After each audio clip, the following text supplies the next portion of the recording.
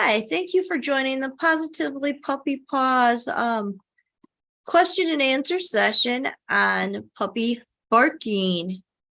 So there's a couple of common reasons that puppies bark. One of the first things we need to look at is that general rule of thumb is puppies don't understand their bark or that bark is communication or how to do that until they're around 6 to 8 months old. So barking that we hear before that is, I don't want to say it's just puppy barking that we should ignore kind of thing, because that sets the wrong tone. But they don't bark just to bark, is what I'm saying. If they have a need or if they're scared, they're going to bark. So not all dogs are going to learn to bark to go out to potty, but that's a really common one, a common need that's easy. They learn that barking at the door gets somebody's attention, and so they might bark at the door. They might bark because they're hungry. They might bark simply because they're craving social interaction between you and them, and they're not getting it. So one of the first things we have to look at when we are trying to address puppy barking is, what are their needs in the moment? Do they need potty, food, play? What do they need? And if we're absolutely 100% sure we have met all those needs, then the next thing we really need to look at is the arousal level of that puppy. And is it too high? Is it so high that their brain cannot come down and they need help calming down and taking a nap?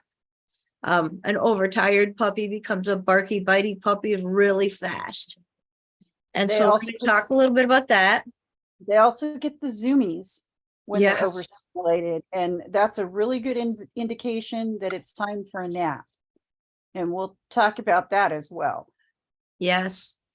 And then the other thing that we want to look at is ethical crate training, because when we do crate training right, it should not cause our dogs to bark. And if we're rushing crate training, expecting more from our puppies than what a puppy can handle, that can lead to a barking problem and teach dogs about barking at a much younger age than where they're naturally supposed to learn how their barks actually work as communication. And something to consider is when you're getting a new puppy is if especially if you're getting it from a breeder, is checking with the breeder and seeing if they're doing any kind of crate training with the puppies before they send them home. Often that makes it's a lot of work for the breeder, but it's something that makes the transition from the breeder to their new home much easier, much more smoothly. And it makes it easier to make that crate or their bed and their new home and their safe spot. So let's kind of break those down a little bit and talk about each one of those topics a little bit in more detail.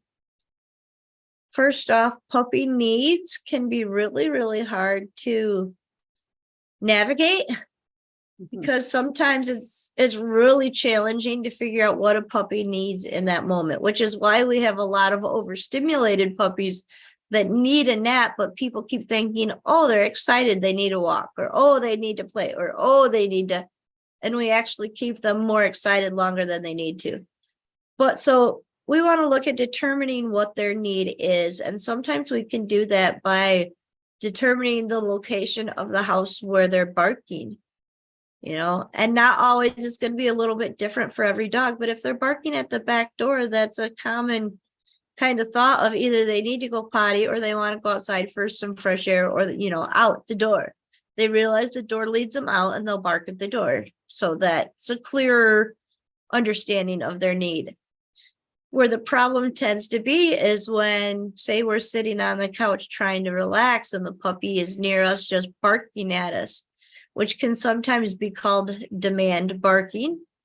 It's more of the puppy saying they have a need, and sometimes that puppy doesn't even know what their need is. They just have a want, and they just want it so badly.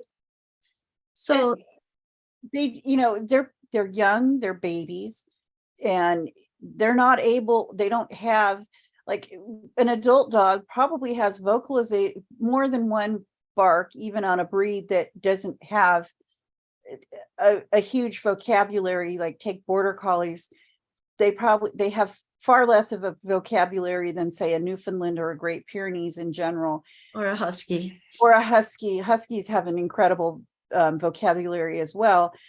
Puppies don't have that, even if they are a more vocal breed, because like young children, they're still learning.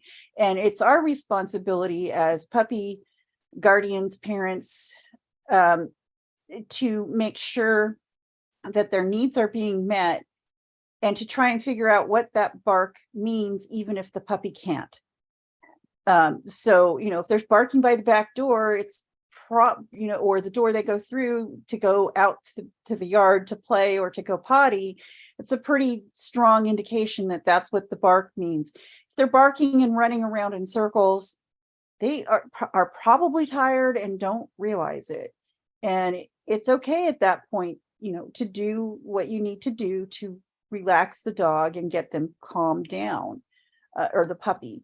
So I think a really good way to help us determine what our puppy needs and what they're asking for in barks is to look at the routines we have in our day-to-day life.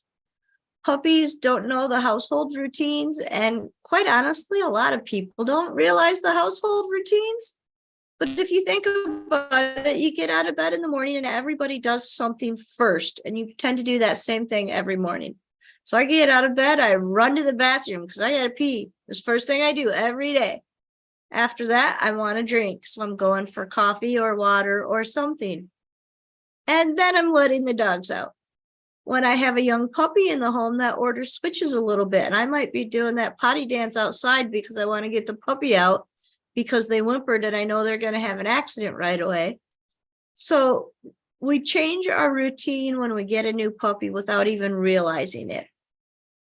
So if we look at that routine and what our day-to-day is, and sometimes if we can't figure it out, maybe it helps just to kind of write it down.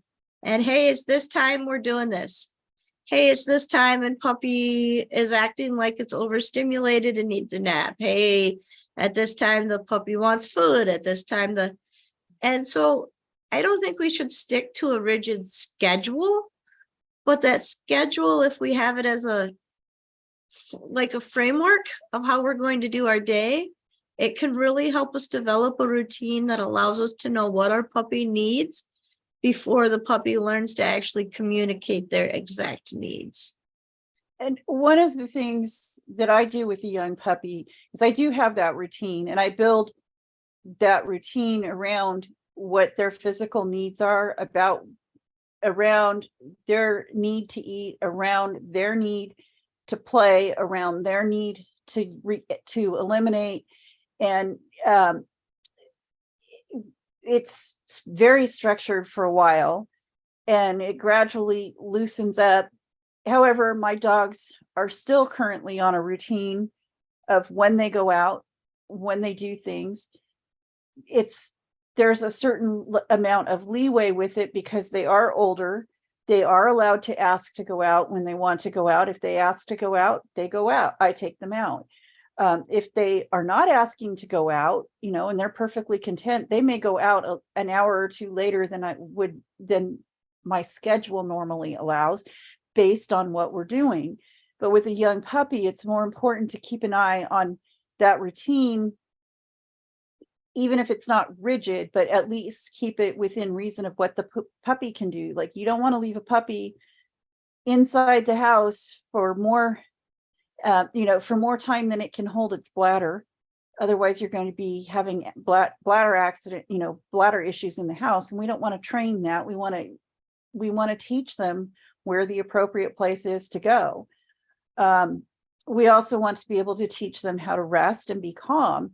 And there's a variety of ways of doing that. If you have a puppy that's got the zoomies and you have a spot where you work with them, like a bed, you can teach them to get on and off the bed. You can teach them duration of staying on the bed, and eventually they'll learn that, oh, this is where I'm supposed to sleep. And you'll catch them sleeping on their bed when you haven't directed them to the bed.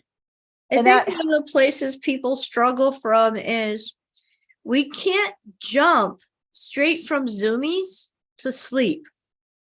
it's very difficult. It's that arousal level. If you think about it, if you just rode a roller coaster and you love roller coasters and it amped you up and you're super excited and someone says, all right, now go to sleep. How long is it going to take you to go to sleep? It's not going to be immediate. At least it wouldn't be for me. So we have to think about that with our puppies. And so, yes, they have the zoomies because they're overtired, but we can't just like stick them in a crate and expect them to fall asleep just like that, because we haven't taught them that the crate is for sleep yet. We haven't worked through calming them down and how they don't know how to calm themselves down. So we have to have that in between routine, so yes, we just played a bunch of tug with them. We just had all kinds of fun. Maybe we were running around the house and playing hide and seek with them and have them all amped up. And now we want them to take a nap because we know they're going to need a nap. So how do we do that? And one of the biggest things that I like to do is pull out some kind of an enrichment puzzle, whether it's a snuffle mat, a snuffle box, something like that, that gets the dog actively working for something they love. Sniffing is something that's very calming and relaxing, and that can help kind of bring them down. And so we can still interact with them as they're coming down, but we're interacting less and less as it goes. So maybe when we start, we're only dropping a couple of pieces of kibble in their snuffle mat. And so they're eating those 2 or 3 pieces of kibble and then looking back up at us for more. And we're dropping in another couple. And so we're starting out slowly and they're getting that interaction with us. And as time goes on, as we're dropping more and more in, then when they're starting to calm down, we can drop in the rest of their meal that they would be eating and kind of walk away and disengage a little bit more for them. And that will also help them to calm down. Now you can use Kongs and other types of enrichment things too. One of the things I like to do when I'm crate training a puppy, teaching them that their crate is their bed, is as a transition from being out and interacting with the family, is we go to the freezer, we pull out a stuffed Kong, and we go back to the crate, and they chew, and chewing on things, be it a toy or a bone or a Kong or other stuffed or a topple or something, helps relax them. A nice thing to do with topples is put something they have to lick on top of whatever you're giving them, so they have to lick the food off the topple, and between the licking and the chewing involved in getting the food out, they learn that's they start feeling calmer and more relaxed, and so they're more likely to just go from, oh, I'm excited I got food, into I'm calm and now I can be in my crate quietly and fall asleep. And depending on puppies, I mean, some puppies take to it a little bit easier. So sometimes you can just toss the frozen treat in, or, the chewy, and walk away. But usually you have to start with giving them their enrichment and staying with them and letting them enjoy it with you. Because if you just toss them in a crate and toss that chewy thing in the crate, and you haven't taught them and built that up as their safe and way to calm down, they don't know that. So then they're going to be frustrated and stressed in the crate, and we can actually ruin our crate training that way and cause more barking. So we need to kind of stop and look at that as well. One of the key things about enrichment, remember, is that it's supposed to be engagement between the puppy and the person. So if we're just handing them something that they're enjoying totally on their own and not participating, is it really enrichment? So it could be for an older dog that has been conditioned that this is fun and enjoying, and this is your safe space to enjoy it. Then it could be enriching for them. But for puppies, one of the things they want most is us. And it's important to keep in mind when you are in the process of crate training, it's not about crying it out. If the dog is in there, if the puppy's in there and they're making a lot of noise, whether it's moving around in the crate or vocalizing, the needs need to be addressed. You need to check on the puppy. You need to see what's going on. You need to reassure the puppy. And if they need to come out, that maybe they're moving around because they're fidgeting, because they're going to go, because they need to go out. I know with Nick, who's now almost, he'll be 4 in December, he's 3.5. When I wake up, whenever usually he will just go to sleep and he's calm and he doesn't make any noise at all, and doesn't, but if he wakes up and starts fidgeting before he even has to go out, I hear him waking up and wake up and get ready, because I know I'm going to need to take him outside. Now, that's not an every night occurrence, but it's something I'm aware of and in tune to, that I know he's going to ask for at some point, what he's asking for when he's starting to move around. And it happens for me every night, but it's more likely every morning at 7:30. But yeah, I hear at least one of the dogs stirring right around 7:30 every morning. And that's my alarm. And it's the time to get up, and the time, to meet whatever the needs that the dog has, the puppy has. It's, it's not about letting them bark it out, because the last thing you want is to have your dog bark it out when they have to go potty, and then you're going to end up with a wet crate or a poopy crate, and nobody wants to do that.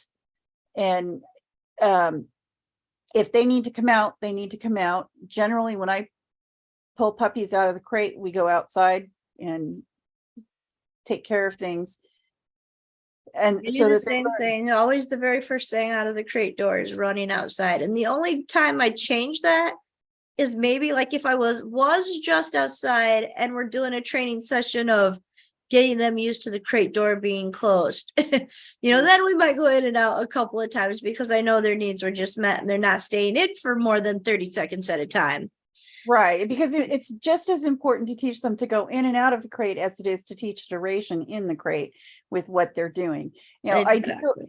Ideally, this is started while they're still with their breeder, but that's not always the case. It's not always the breeder may not use crates. There's a wide variety of reasons why it might not happen when they're a puppy. However, it's something that you need to be aware of, that teaching them to use a crate is in their best interest down the road. It's not something, it's a tool, it's a management tool. It's not something that you're going to necessarily need on a long-term basis. One of my dogs currently does not have a crate set up for her, and I don't anticipate ever buying her another crate that's specifically for her, because she's huge and she finds other places to den when she really feels she needs to den. And she's so comfortable with crates, she will kick Nick out of his crate and go into his crate and sleep at times. She just wants to see if there's food in there. But that's part of it, because he did leave a lot of food when he was a puppy. But crate training can be done ethically and in the best interest of the puppy, as long as you're not doing the cry it out method and you're not leaving them in there beyond what their bladders can hold. And so you're not getting a puppy and leaving it in the crate while you go away to work 8 to 10 hours a day. They need breaks. They need entertainment. They need exercise during that time. And so you have to have a plan for that, hopefully before you get the puppy. And that 8 to 10 hours that you're gone for work, they need interaction in that period of time. Now, an adult dog can probably stay home for 8 hours and sleep most of the day and not have an issue, but a puppy cannot. And this is a time that you might want to consider a dog walker, or somebody that can help you during the day if you're going to be gone for a long period of time. I know if I'm taking Nick out for the day, I'm not going to be home, even though Poe is completely trustworthy in the house. I don't want her stuck where she can't get other needs met, like going to the bathroom or getting a drink of water. They have free water in the house, of course. However, if we're going to go out, say we're going to go kayaking, I don't have a yard to leave her in, and it's perfectly okay with her to leave her in the yard. She likes that. So we take her to my boyfriend's house, and she stays in the yard.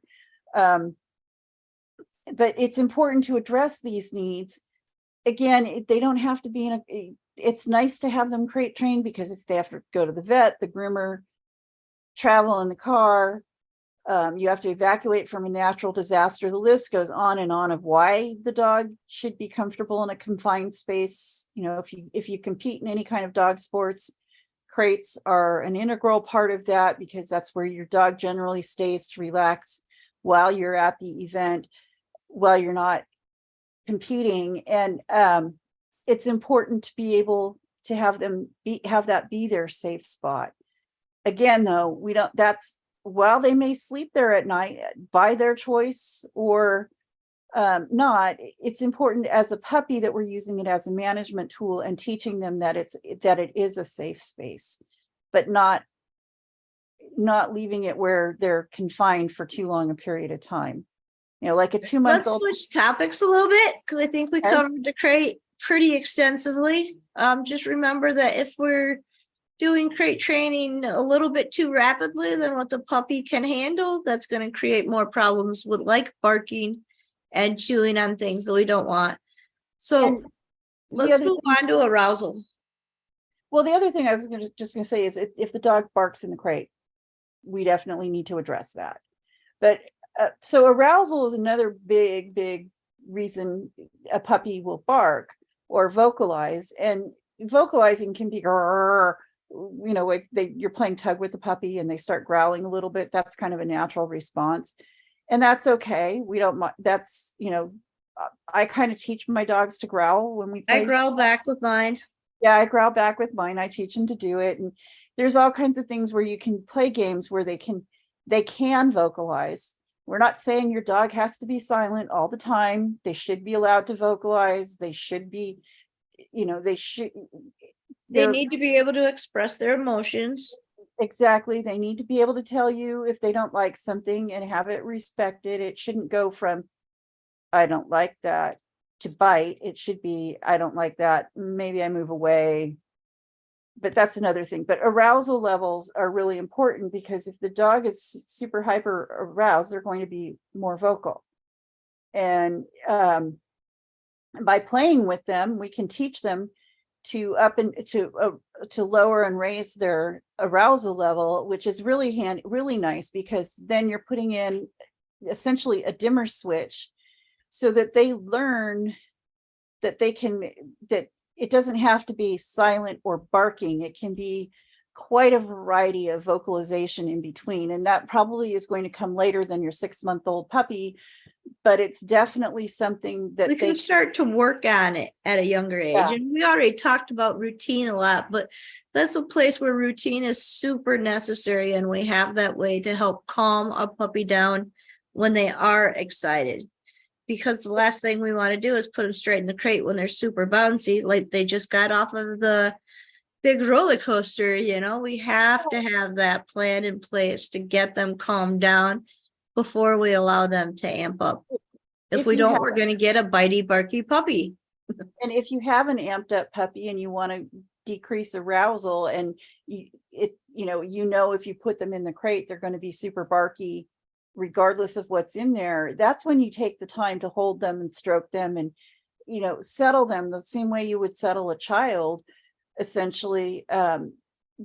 Instead of riling them up, you're soothing them and calming them down. Just keep in mind, you can't go from 100 miles an hour down to 0 in a second. It takes time, and it's a process, and you have to gradually change what you're doing to help them calm down. And it takes time to teach the puppies that they can go from 100 to 0 and 0 to 100 over a slow period of time, or that they can set their dimmer switch. You know, they can turn it up. That's more of an adolescent thing, but I totally agree. And we can start it with puppies, with creating that routine of helping them calm down. Especially if they've had the zoomies or are running around, just especially, came back from a walk, all those good things. They need that help slowing down, transitioning. and if you want your puppy to calm down, to be able to calm down, it's a good idea to, you want to start that transition. And it teaches life skills when you're teaching them to soothe themselves. And this is a good time if you have, like, Nick has never been a cuddly dog. And I kind of blame myself about that a little bit because I didn't take the time to cuddle him as much as I probably should have.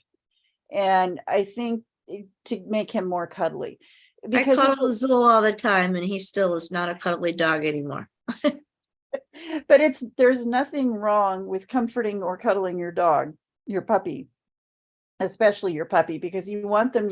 I did take a lot of time working with handling on Nick, and he still has issues, but it takes a while to get these things settled, and to get puppies settled and to get into the routine of learning how to do it. It's not, it's like when you bring a new baby home and it's your first baby, you're kind of like, what do I do with this thing? Well, puppies are kind of the same way. And when they are barky, we need to figure out, okay, are they hungry? Are they tired?